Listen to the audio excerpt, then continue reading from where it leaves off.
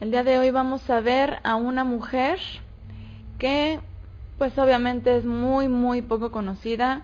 Algunas de nosotras tardamos mucho tiempo en encontrarnos con esta mujer que vamos a examinar el día de hoy, ya que a pesar de que es parte de un caso bastante sonado dentro de la historia del pueblo de Israel, pues es un extracto nada más dentro de muchísimos años de historia y bueno, no es muy conocida, pero vamos a ver que a pesar de que no podemos aprender algo de ella directamente como persona, algo positivo, bueno, pues vamos a ver que sí podemos aprender algo detrás de la historia que vamos a examinar el día de hoy. Y bueno, vamos a hablar de una mujer judía, fue una mujer de Judá, de la tribu de Judá, que fue tomada por un levita como concubina, ¿sale? Vamos a leer, vamos a examinar esta historia que nos va a dejar muchísima enseñanza. Aproximadamente en el año 1406, antes del Mesías, en la época de los jueces, y bueno, aquí está la típica frase que encontramos en el libro de los jueces. Últimamente hemos estado examinando a las mujeres de la Biblia de la época de los jueces, y hemos recordado que en esa parte del libro encontramos que cada quien hacía lo que bien le parecía. Incluso estamos por concluir el libro de los jueces en las mujeres que se encuentran en ese extracto de la escritura, y vamos a ver y vamos a terminar estos capítulos con esos capítulos que al final termina con esa frase. O sea, es muy triste que un libro de la escritura termine justo con esa frase: cada quien hacía lo que bien le parecía. ¿Por qué? Porque ya el pueblo no permitía que el Eterno gobernara sobre ellos. Entonces, en la época de los jueces, cuando cada quien hacía lo que bien le parecía, por falta de gobernante en Israel, hubo un varón de la tribu de Leví que fue a morar en la parte más remota de Efraín. Tomó por mujer a una joven de la tribu de Judá. Parece ser que esta joven, a causa de un grave error, fue la protagonista de una de las historias más abominables dentro del pueblo de Israel, en la famosa época de decadencia espiritual. Y bueno, al final vamos a entender por qué han sucedido todas estas cosas que vamos a leer. Y vamos a Jueces 19, del 1 en adelante. Es muy importante, vamos a leer un poco, o sea, en realidad sí es mucho por examinar, pero va a ser muy importante que leamos todo el contexto de esta historia, ¿sale? Jueces 19 del 1 en adelante dice: en esos días es así como que ya saben en qué días estoy hablando prácticamente. En esos días en que no había rey de Israel, cierto levita vivía como forastero en lo más remoto del monte de Efraín. Había tomado esposa concubina de Belén de Judá. Ella le fue infiel. Fíjense cómo aquí ya empieza a darnos la referencia de esta mujer, a la que a través de este acto podríamos catalogar como una mujer reprobable. Y ella le fue infiel, lo dejó y volvió a la casa de su padre en Belén de Judá. Obviamente dentro de la cultura del pueblo de Israel esto no sucede. O sea, es por demás obvio que una mujer temerosa del Eterno, para empezar, pues obviamente se la va a pensar en serle infiel a su esposo. O sea, por supuesto que por el temor al Eterno, pues una mujer del pueblo no haría eso. Y si acaso una mujer cae en ese pecado, pues tampoco comete otro peor y se atreve a declararlo así como que no me interesa, yo ya no quiero estar contigo, yo ya estuve con otro y mejor te dejo y me voy. Como se vive en muchos casos hoy en día, ¿verdad? En nuestra actualidad, en la cultura occidental principalmente, que se viven muchos casos donde la mujer es la que decide alejarse o abandonar al esposo, al hogar. Y bueno, en este caso esta mujer se atrevió a hacer eso, lo cual nos demuestra que no había instrucción del Eterno en esos días, lo cual nos demuestra que en ese tiempo ya la Torá había sido dejada de lado, y obviamente el momento en el que el hombre hace esto empieza a vivir literalmente como una persona irracional, una persona que se deja guiar por sus instintos, por sus deseos carnales, y no por la razón, por la sabiduría de la Torá. Entonces ella le es infiel a su esposo, lo deja y se regresa a la casa de su padre, así como si hubiera sido viuda y se regresa a la casa de su padre para poder tener la libertad de poder desposarse después con otro hombre o con el hombre que le fue infiel. Sin embargo, pues bueno, vamos a ver lo que pasó. Y estuvo allí 4 meses. ¿ok? Ella le es infiel, se va a la casa de su padre, pasan 4 meses, y dice en el verso 3, entonces el esposo fue a verla para hablarle amorosamente y hacerla volver. Y bueno, esta es la única parte linda que tenemos en esta parte de la escritura, que a pesar de la infidelidad de esa mujer y a pesar de que se atrevió a dejar a su esposo, este hombre pues podemos ver que la amaba y que se atreve a dejar de lado ese pecado, a perdonarla y a que vuelva con él. Entonces él va a la casa de su padre a hablarle, dice, amorosamente y hacerla volver. Llevó consigo a un criado y un par de asnos. Ella lo recibió en casa de su padre, y cuando el suegro lo vio, lo recibió contento. Su suegro, el padre de la joven, lo detuvo y quedó 3 días en su casa, comiendo, bebiendo y descansando. Al 4.º día se levantaron temprano para irse. Cuando el levita quiso irse, el padre de la joven dijo a su yerno, conforta tu corazón con un bocado de pan y después os iréis. Se sentaron los dos a comer y a beber, y el padre de la joven dijo al varón, te ruego que pases la noche aquí y te alegres. Cuando el hombre se levantó para irse, el suegro insistió en que pasara la noche allí. Al 5.º día, el levita se levantó temprano para irse, y el suegro volvió a decirle, conforta tu corazón, y habiendo comido los dos, se detuvieron hasta que declinaba el día. Entonces el levita se levantó para irse, él, su esposa y su criado. Y bueno, aquí vemos que parece que el papá no quería dejar ir a la hija nuevamente, ¿verdad? Y prefería tener ahí al yerno, a ver si se convencía de ya no regresarse tan lejos a llevarse a su hija. Pero el suegro le dijo, el día declina, pasa la noche aquí y alégrate, y mañana os levantaréis temprano para vuestro camino y llegarás a tus tiendas. Pero el hombre no quiso pasar la noche allí, sino que se levantó y se fue, y dijo, no, ya basta, si no aquí me voy a quedar. Y llegó frente a Jebús, que es Jerusalén, con un par de asnos aparejados y su esposa. Al llegar a Jebús, el día había declinado mucho.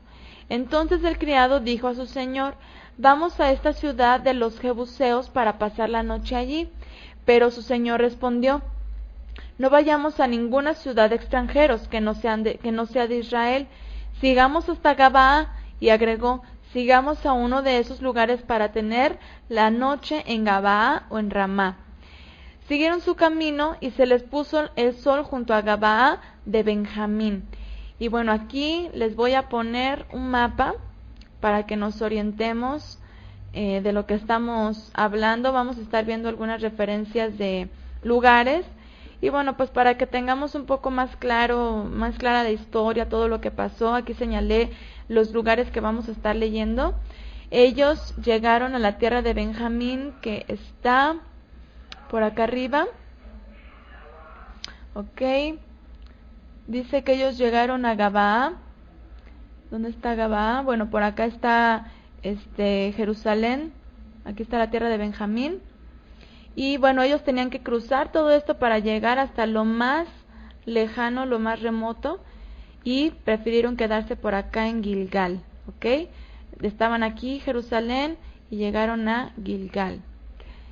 Y sigue diciendo, se apartaron del camino para pasar la noche en Gabaa, entraron y se sentaron en la plaza de la ciudad, porque no hubo quien los invitara a su casa. Por fin la noche pasó un anciano que volvía de trabajar en el campo. Era del monte de Efraín y vivía como peregrino en Gabaa, porque los habitantes de esa ciudad eran de Benjamín. Al ver ese viajero en la plaza, el anciano le dijo, ¿a dónde vas y de dónde vienes? Él respondió, vamos de Belén de Judá al monte de Efraín donde yo vivo. Había ido a Belén de Judá y ahora voy a la casa del Eterno. Y no hay quien me reciba en su casa. Obviamente pues aquí estamos hablando en Jerusalén. O sea, él estaba en Belén, donde señalamos en el mapa, y él iba a ir hacia Jerusalén. Entonces le dice, y no hay quien me reciba en su casa. Obviamente conocemos que en la cultura siempre cuando se veía un forastero, cuando se veía una persona, como hizo también Lot, y es muy curioso porque aquí va a pasar un acontecimiento que sucedió también en el capítulo 19, pero del libro de Bereshit, en Génesis, y sucedió justamente con Lot. Y bueno, recordemos que siempre ha sido muy importante cuidar al extranjero, cuidar a la persona que es un viajero y bueno, pues hospedarlo en casa. Lo que hizo Lot con los ángeles, sin saber que eran ángeles, y lo que hizo este señor, este anciano, con este joven levita y los que iban con él. Y bueno, él dijo, este levita dijo, no ha habido aún alguien que me reciba en su casa, a pesar de que tenemos paja y comida para nuestros asnos. O sea, no vamos a pedirle nada a nadie, tenemos lo nuestro, pero pues nadie nos ha ofrecido su hogar. También tenemos pan y vino para mí, para tu sierva y para el criado que está con tu siervo. Nada nos, bueno, aquí parece ser que le corté de más, nada nos falta. El anciano le dijo, paz sea contigo, tu necesidad quede a mi cargo, con tal que no pases la noche en la plaza. O sea, aquí este hombre tiene compasión de estos forasteros y bueno, los invita a pasar a su casa con toda la mejor intención y con todo el corazón de servir, de ayudar. Y dice en el 21, los llevó a su casa y dio de comer a sus asnos, y ellos lavaron sus pies y comieron y bebieron. Cuando estaban gozosos, los hombres perversos de esa ciudad, y bueno, aquí ya es importante que empieza a hacer mención, hablamos de que están en la tierra de Benjamín, de la tribu de Benjamín, y dice, los hombres perversos de esa ciudad. Ya había pasado mucho tiempo sin un líder espiritual, sin alguien que les guiara. Sansón fue el último hasta ese momento y obviamente pues Sansón muere y todo el pueblo se empieza otra vez a descarriar y los hombres de Benjamín ya se habían corrompido, ya eran perversos. Y fíjense lo que hicieron, los hombres perversos de esa ciudad cercaron la casa y batiendo a la puerta dijeron al dueño de la casa, saca fuera al hombre que ha entrado en tu casa para que lo conozcamos. Y bueno, esta frase, si ustedes examinan la parte de la palabra hebrea, se examinan otras versiones, se van a encontrar con que dice para que tengamos relaciones con él. Y bueno, pues es la connotación de esa palabra para que lo conozcamos, que es una intimidad.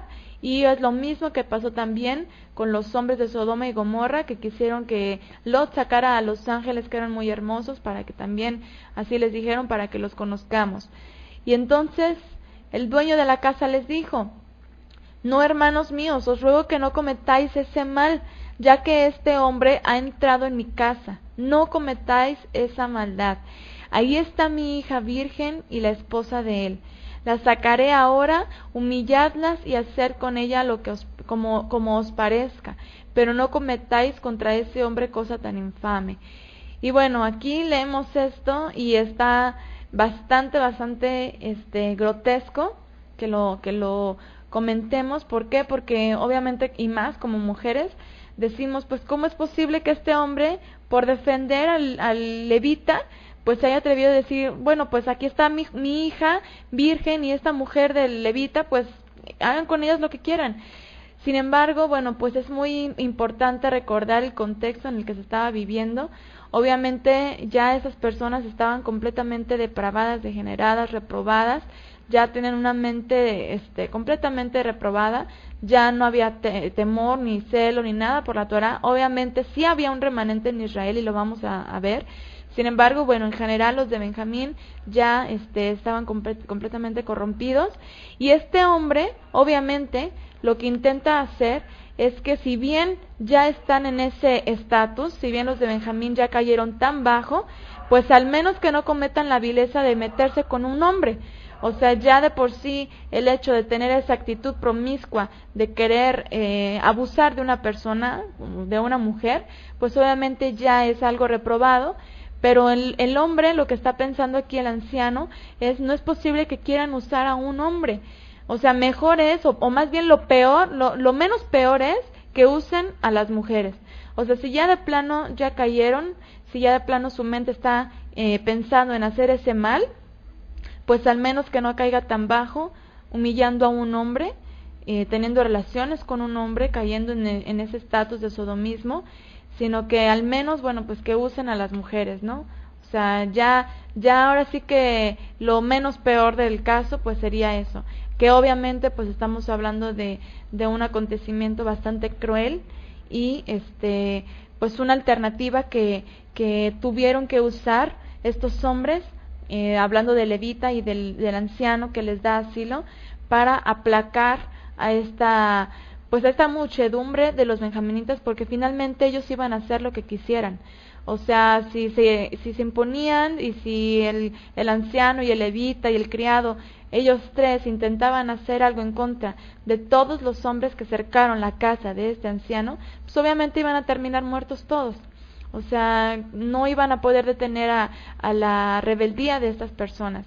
Entonces, bueno, lo que este hombre intenta es, bueno, no cometan tal vileza con un hombre, sino que pues usen a las mujeres. O sea, ya, ahora sí que ya no le quedó otra alternativa a este pobre anciano que con todo su corazón había prestado hospedaje al levita y a los suyos. Entonces, en el 25 dice, pero esos hombres no lo quisieron escuchar, no lo quisieron oír, o sea, no le importaron, ellos querían tomar al levita. Entonces aquel hombre sacó a su esposa fuera, o sea, el levita sacó a su esposa fuera, y ellos la forzaron y abusaron de ella toda la noche hasta la mañana. Y bueno, cuando analizamos el caso de Lot, que vimos que él dice, no cometan tal vileza, y les dice, aquí está mi hija o mis hijas que no han conocido varón, y está dispuesto a entregar a sus hijas a los de Sodoma y Gomorra con tal de que no hicieran nada a los ángeles. Platicábamos que, bueno, los ángeles no iban a permitir todo eso, no iban a permitir que eso sucediera, porque obviamente siendo mensajeros o emisarios del Altísimo, pues ellos iban a actuar, o sea, ellos iban a hacer algo, no iban a permitir que aconteciera tal cosa. Sin embargo, bueno, pues en el contexto estamos recordando que de por sí el Eterno ya había destinado un juicio para Sodoma y Gomorra. Estas mujeres se salvan, son libradas.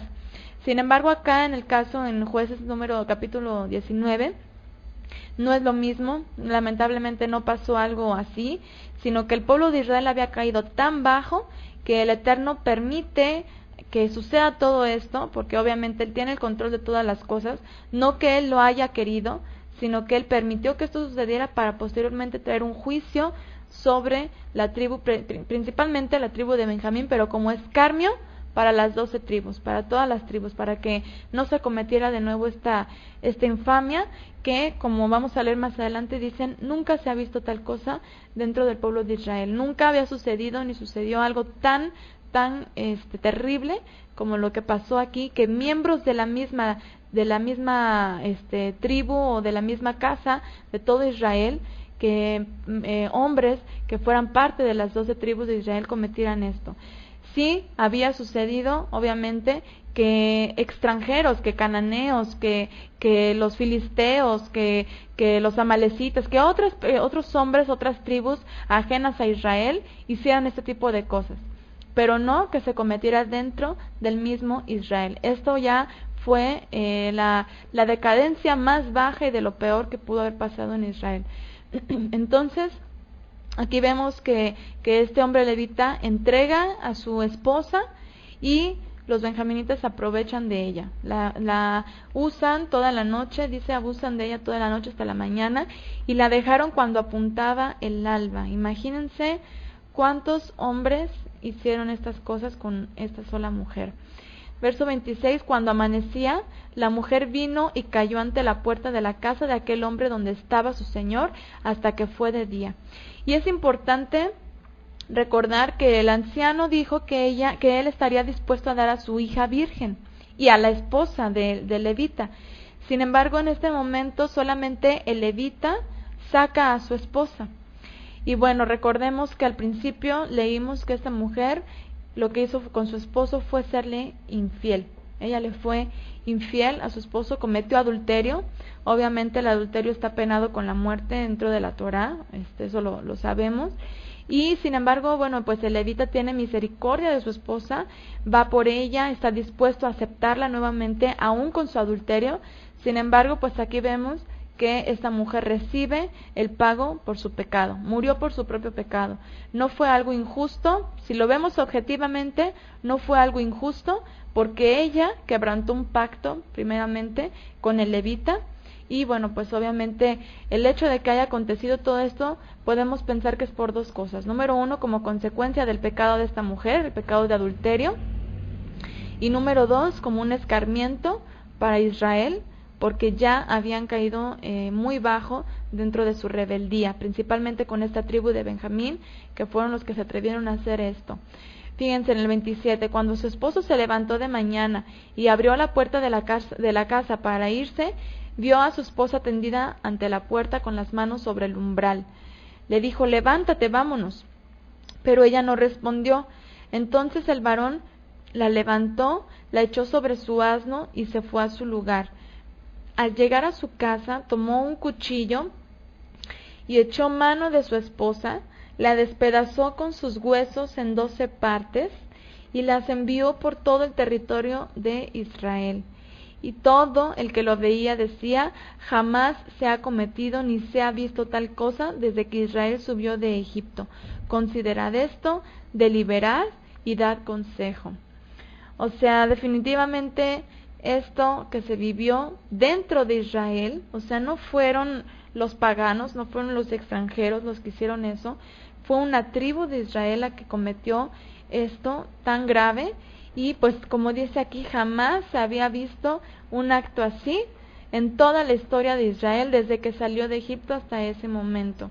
Y obviamente este levita hace esto con su esposa como una manera de hacer reflexionar a Israel hasta dónde habían caído, o sea, hasta dónde había caído la mente de estas personas que se habían alejado completamente de la Torá.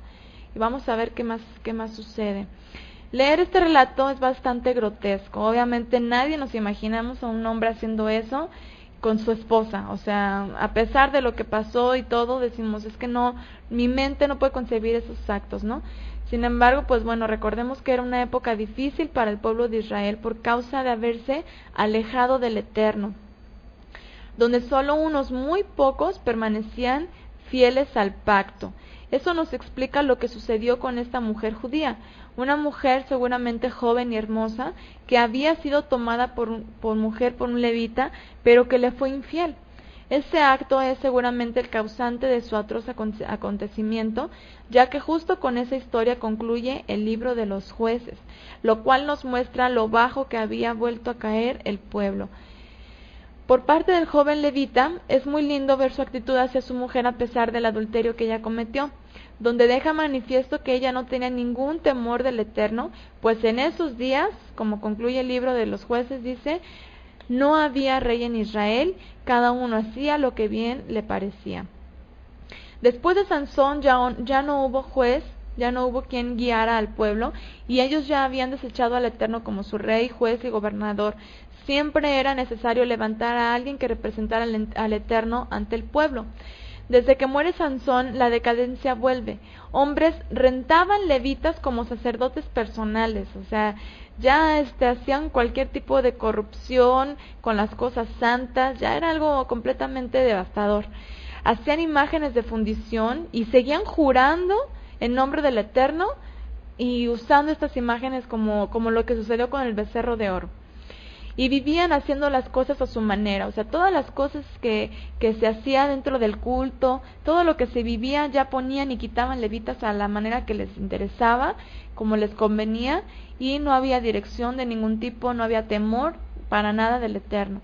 Así que el hecho de que la mujer levita le haya sido infiel ya no era un acto penado, la Torá ya no tenía validez en ese momento. El pueblo nunca había vivido una historia como esta por un acto de apostasía. Sin embargo, el Eterno permite este acontecimiento para traer corrección a su pueblo. Fíjense, Jueces 21. Fíjense lo que pasó, cómo el Eterno envía el juicio a esta tribu de Benjamín, y cómo sí hay un remanente a pesar de toda esta historia y a pesar de que en general Israel había caído en apostasía. Obviamente vemos que siempre en toda la historia del pueblo de Israel hasta nuestras fechas ha habido un remanente. Fíjense, entonces salieron todos los israelitas y se reunió la congregación como un solo hombre. Y aquí es importante, ¿por qué? Porque obviamente a pesar de que, como les digo, se vivía completamente una rebeldía en contra del Eterno, cada quien hacía lo que quería, pero en este momento, en el momento de hacer juicio, todos suben como un solo hombre, con la misma cosa en la mente, con la misma mentalidad y con el mismo propósito de hacer justicia dentro de Israel, desde Dan hasta Beersheba y la tierra de Galaad ante el Eterno en Mizpah. Los jefes de todo el pueblo de todas las tribus de Israel, y bueno, aquí es importante que dice que se reunieron como un solo hombre ante el Eterno. Los jefes de todo el pueblo de todas las tribus de Israel estaban presentes en la reunión del pueblo del Eterno. Todas las tribus, todos los hombres fueron a reunirse delante del Eterno para consultarle. Y vamos a ver que más adelante hay una pequeña parte de personas de las tribus que no se reúnen en ese momento, que da por entendido que estaban de acuerdo con todo lo que estaba pasando, que también tenían una mente rebelde, y bueno, pues también son parte de los hombres que se apartaron en apostasía. Fíjense, se reunieron ante el Eterno 400,000 hombres armados. Los de Benjamín oyeron que los israelitas habían subido a Mizpah, y los israelitas dijeron: contadnos cómo fue esta maldad. Entonces el levita, esposo de la mujer muerta, respondió: yo llegué a Gabaa de Benjamín con mi esposa para pasar la noche allí, y se levantaron contra mí los de Gabaa, cercaron la casa cercaron la casa de noche, con la idea de matarme, y abusaron de mi esposa de tal manera que ella murió.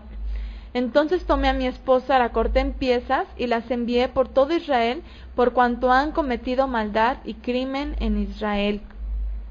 Aquí estáis todos vosotros los israelitas, daos parecer y consejo.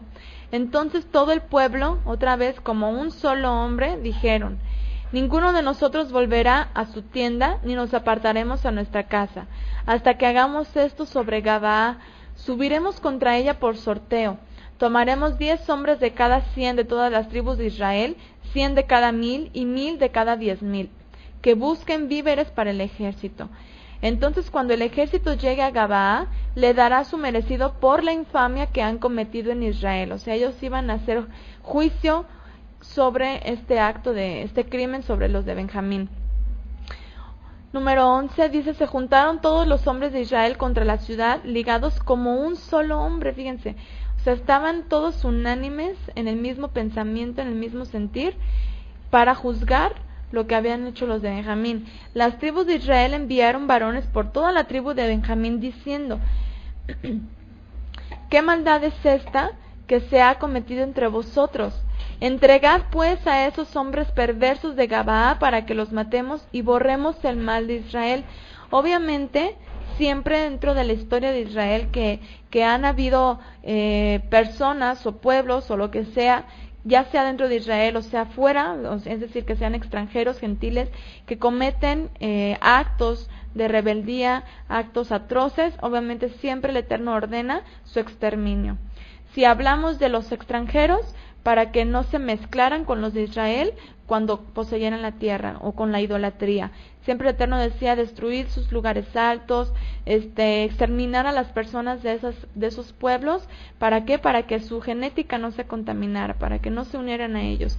Y en este caso, obviamente, lo que estaban pidiendo era que los de Benjamín entregaran a los hombres. Obviamente da por entendido que no todo Benjamín se reunió en la casa de este hombre para maltratarlos, para hacerles mal, sino que solamente un grupo numeroso de personas son los que cercaron la casa para cometer este crimen, y los de Israel piden que entreguen a esas personas para darles el juicio, para que esas personas fueran cortadas de Israel y para que la maldad no volviera a suceder dentro de esa tribu.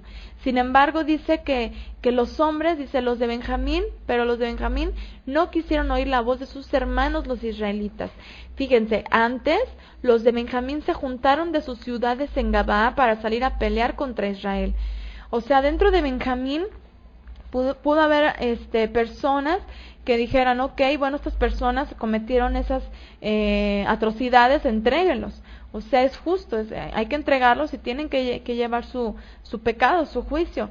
Sin embargo, Benjamín no hizo eso. Al contrario, bueno, se juntaron, empezaron a planear subir en contra también de los de Israel, en contra de sus propios hermanos. Y dice: y aquel día fueron contados 26,000 hombres de Benjamín que sacaban espada, además de 700 hombres de Gabaa. Entre toda aquella gente había 700 hombres selectos que eran zurdos y tiraban una piedra con la honda a un cabello y no erraban. Imagínense. Los varones de Israel, sin los de Benjamín, fueron 400,000 que sacaban espada, todos hombres de guerra.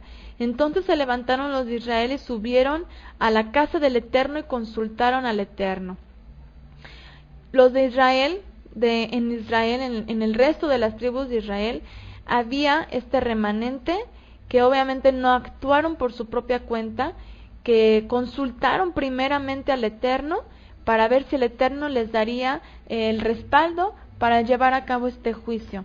Y dijeron: ¿quién de nosotros irá primero a combatir a Benjamín?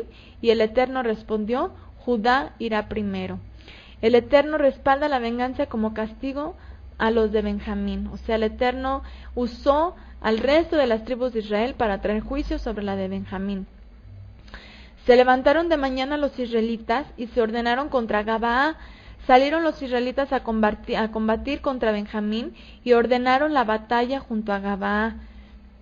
Entonces, de Gabaa salieron los benjaminitas y derribaron en ese día 22,000 israelitas. Fíjense, aquí de primera instancia los benjaminitas responden a la pelea y derriban a 22,000 israelitas en ese momento. Pero el pueblo se reanimó, o sea, a pesar de la baja, a pesar de eso, pues no les dio temor. Y bueno, pues dice que los varones de Israel volvieron a ordenar la batalla en el mismo lugar donde habían ordenado el primer día. Y fíjense lo que dice: porque los israelitas habían ido a llorar ante el Eterno hasta la tarde y a consultarlo. O sea, obviamente Benjamín hace este acto, o sea, Benjamín comete esta atrocidad dentro de Israel, y lo primero que se puede esperar es que una vez que el resto de las tribus se reúnen para traerle el juicio a Benjamín, pues obviamente el juicio venga inmediatamente sobre Benjamín. Sin embargo, no sucede en el primer momento. Caen 22,000 de los israelitas, y dice que el resto de los israelitas van al Eterno a consultarlo hasta la tarde y a llorarle. Y le dijeron al Eterno: ¿volveremos a pelear con los de Benjamín, nuestro hermano? Y fíjense cómo aquí reconocen: es que es nuestro hermano, es nuestra sangre, tenemos que hacer esto. Y el Eterno les había respondido: subid contra ellos. O sea, el Eterno estaba también ordenando que los de Israel hicieran este juicio en contra de Benjamín. Entonces los israelitas se acercaron al día siguiente a los de Benjamín. Aquel segundo día los benjaminitas salieron de Gabaa y derribaron a otros 18,000 hombres de Israel. Primero 22,000, ahora 18,000, todos armados de espada. Entonces los israelitas y todo el pueblo fueron a la casa del Eterno, lloraron y se sentaron ante el Eterno, ayunaron aquel día hasta la tarde y sacrificaron holocaustos y pacíficos ante el Eterno. O sea, ofrecieron o le dieron al Eterno ofrendas de paz, para que, pues, a ver si el Eterno permitía que ya no tuvieran que subir a pelear en contra de su hermano Benjamín. Sin embargo, otra vez los israelitas preguntaron al Eterno, fíjense, porque el arca del pacto del Eterno estaba allí en esos días, y Finés, hijo de Eleazar, este es Pinjas, el famoso Pinjas, el celoso, el que siempre fue celoso por la Torá, hijo de Aarón, se presentaba ante ella. O sea, Pinjas era el que ministraba en ese momento el sacerdocio en Israel. Preguntaron: ¿volveremos a salir en batalla contra Benjamín, nuestro hermano, o desistiremos? O sea, a pesar de todo eso, Israel estaba reconociendo: bueno, pero es que es nuestro hermano, debe de recibir su pago por su pecado. Por supuesto que sí, pero aquí vemos que a Israel le dolía tener que pelear en contra de una tribu. El Eterno respondió: subid, que mañana los entregaré en vuestras manos. Entonces Israel puso emboscadas alrededor de Gabaa. Subieron entonces los israelitas contra Benjamín al tercer día y ordenaron batalla ante Gabaa, como las otras veces. Los benjaminitas salieron contra el pueblo y fueron alejados de la ciudad como las otras veces. Empezaron a matar a algunos por los caminos, uno de ellos sube a Betel y otro a Gabaa del campo, y mataron unos 30 hombres de Israel. Los de Benjamín decían: están vencidos como antes, pero los israelitas decían: huiremos y los alejaremos de la ciudad hacia los caminos. Entonces se levantaron los de Israel de su lugar y se pusieron en orden de batalla en Baal Tamar. También las emboscadas de Israel salieron de su lugar del oeste de Gabaa. Llegaron contra Gabaa 10,000 hombres elegidos de todo Israel, y la batalla empezó a agravarse. Los de Benjamín no sabían que el mal se acercaba sobre ellos, y el Eterno hirió a los de Benjamín. En ese día los israelitas mataron a 25,100 benjaminitas armados de espada. Y los de Benjamín vieron que eran muertos, pues los israelitas habían dado lugar a Benjamín, porque estaban confiados en las emboscadas que habían puesto detrás de Gabaa. Entonces las emboscadas acometieron prestamente a Gabaa y pasaron a espada a toda la ciudad. Los de Israel habían acordado con las emboscadas en que hiciesen subir mucho humo de la ciudad. Entonces los de Israel retrocedieron en la batalla. Los de Benjamín empezaron a derribar heridos en Israel, unos 30 hombres, y decían: están vencidos como en la primera batalla. Fíjense cómo, a pesar de todo lo que Benjamín hizo, y viendo que todo Israel se había juntado en contra de ellos, a pesar de esto, los de Benjamín dicen: están vencidos, como si estuvieran tan confiados en que no les iba a pasar nada por el pecado que habían cometido. Pero cuando el humo empezó a subir de la ciudad, los benjaminitas miraron hacia atrás y vieron el fuego que subía de la ciudad. Entonces los israelitas se volvieron contra ellos, y los de Benjamín se llenaron de temor al ver que el mal había venido sobre ellos. Por tanto, volvieron la espada ante Israel hacia el camino del desierto, pero el escuadrón los alcanzó, y los que salieron de la ciudad los mataban. Así que cercaron a los benjaminitas y los acosaron y hollaron hasta Gabaa, y cayeron de Benjamín 18,000 hombres de guerra. Los restantes dieron vuelta y huyeron al desierto, a la peña de Rimón. De ellos abatieron 5,000 hombres por los caminos. Fueron acosándolos hasta Gidom y mataron a 2,000 hombres más.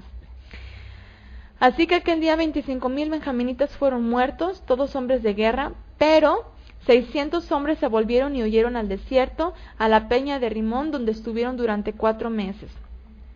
Y bueno, esto es importante porque vemos que, a pesar del juicio en contra de los de Benjamín, no fue exterminada la tribu al 100%.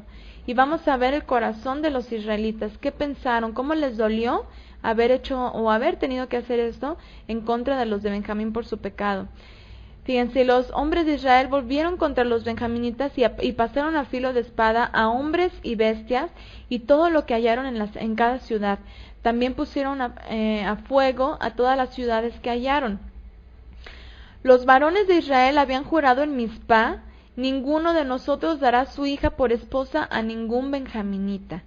O sea, después de esto que hicieron, después de haber contaminado de esta manera a Israel, no queremos que nuestras hijas nunca se relacionen con un benjaminita. Dice: y el pueblo fue a la casa del Eterno, y estuvieron allí hasta la tarde ante el Eterno. Y alzaron su voz y lloraron amargamente, y dijeron: oh Eterno poderoso de Israel, ¿por qué ha sucedido que falte hoy una tribu en Israel? Obviamente, las 12 tribus, como parte del cumplimiento de muchas profecías para esta nación, pues obviamente el hecho de que haya sido cortada o que haya sido juzgada una tribu de Israel, pues era algo de bastante dolor para todo el resto de las tribus de Israel. Entonces, ese día lloraron ante el Eterno y oraron y le preguntaron ¿por qué tuvo que haber pasado todo esto?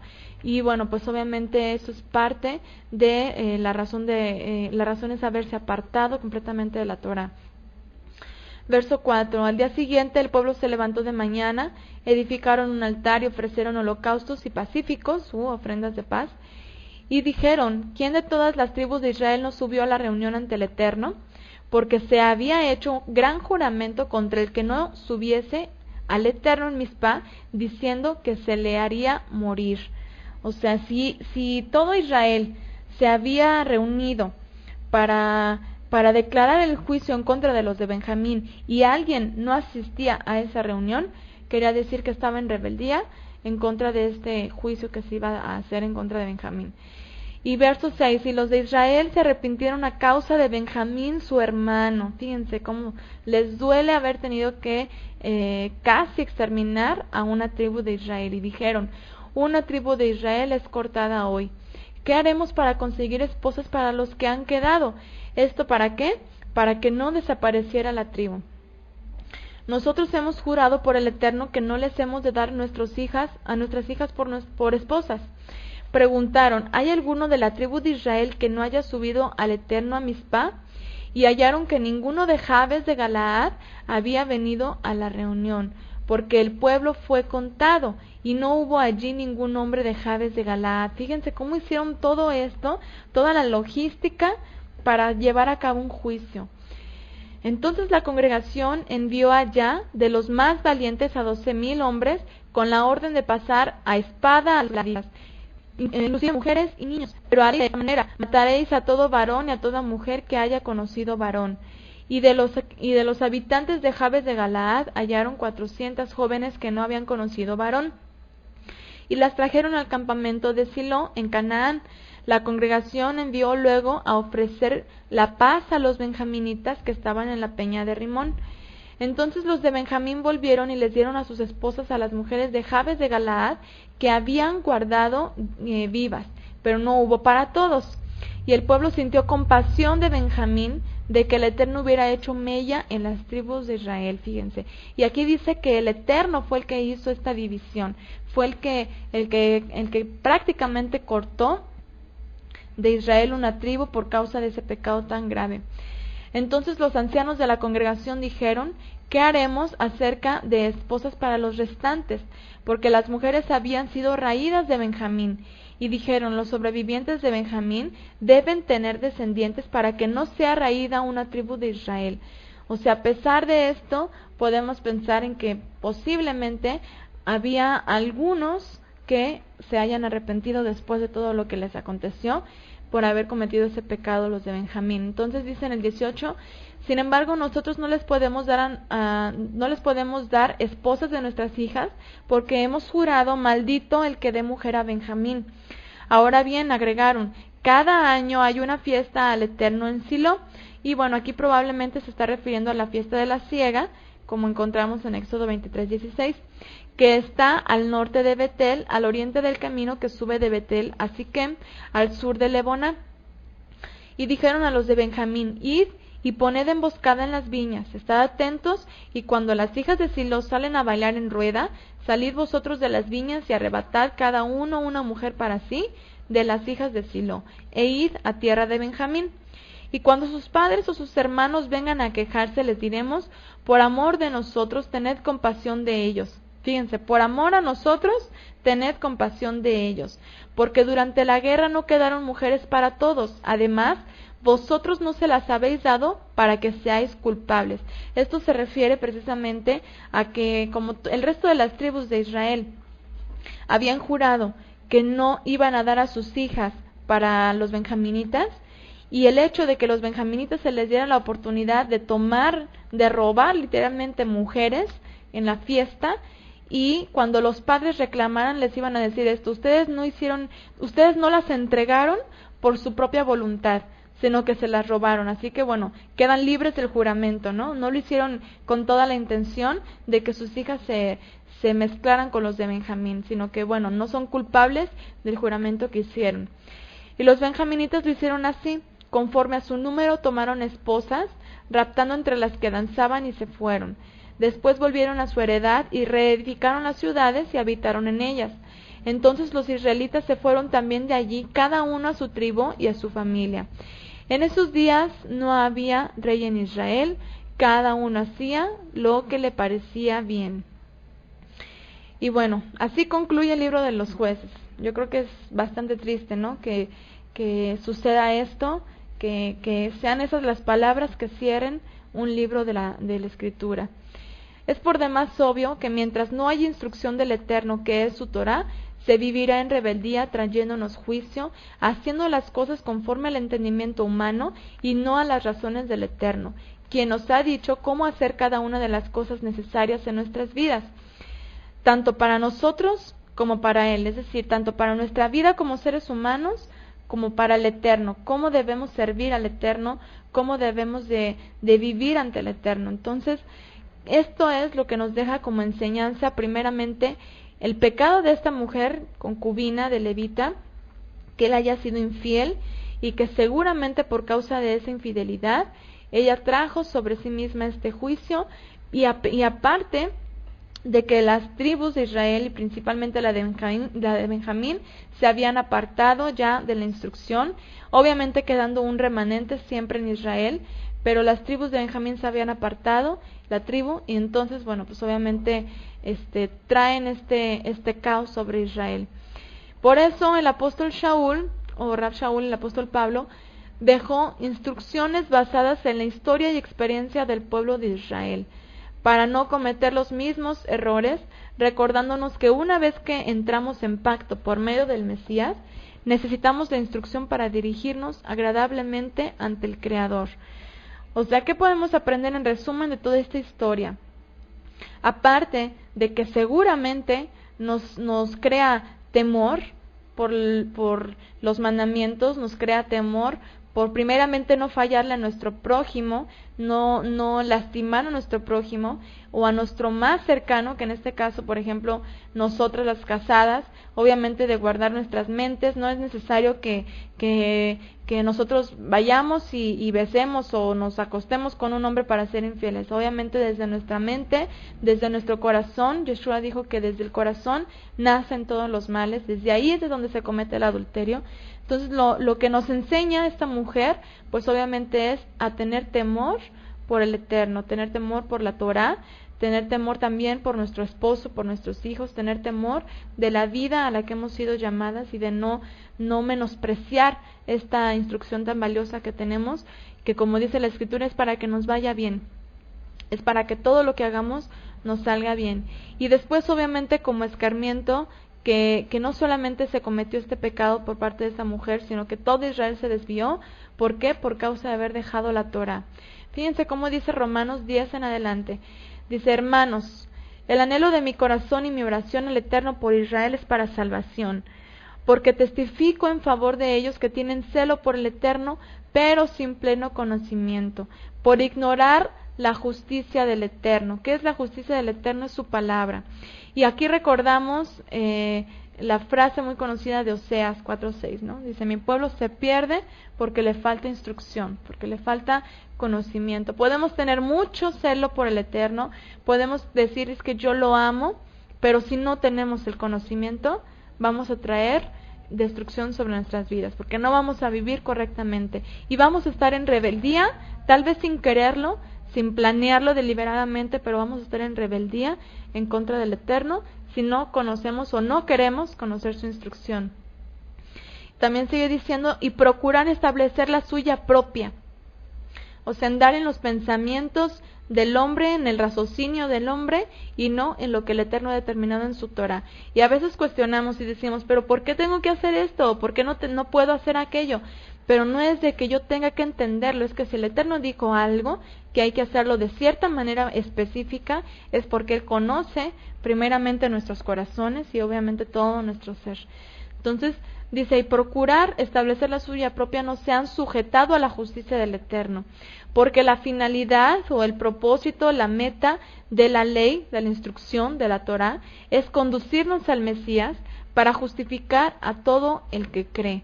Porque Moisés describe la justicia de que habla la ley: el que hace estas cosas vivirá por ellas.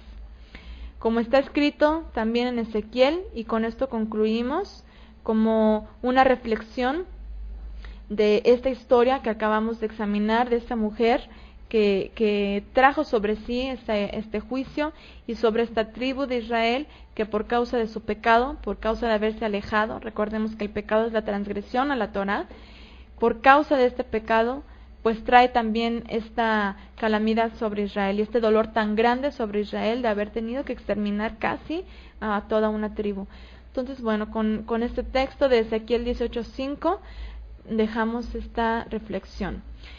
El hombre que sea justo, que haga juicio y justicia, que no coma sobre los montes, ni alce sus ojos a los ídolos de Israel, ni deshonre a la esposa de su prójimo, ni se acerque a una mujer durante su periodo, ni oprima a ninguno, el que al deudor devuelva su prenda, el que no robe, el que dé de su pan al hambriento y cubra con ropa al desnudo, el que no dé al logro ni reciba usura, que retraiga de la maldad su mano y haga juicio de verdad entre hombre y hombre, que en mis ordenanzas camine, guarde mis decretos y obre rectamente, este es justo, este vivirá, dice el Eterno, el Señor.